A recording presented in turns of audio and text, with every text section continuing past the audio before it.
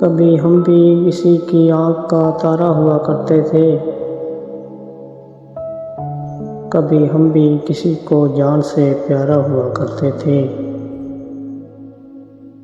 हमारी एक हंसी पर वो अपनी जान लुटाता था।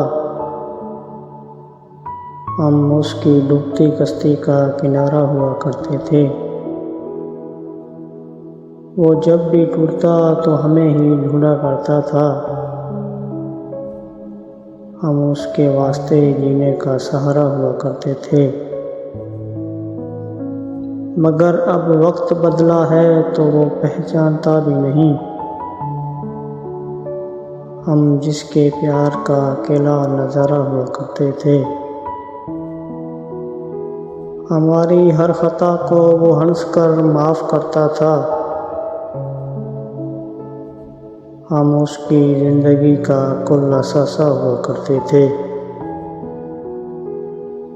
अब उसके पास हमारे लिए कोई भी वक्त नहीं। हम जिसकी हर शाम का तारा हुआ करते थे।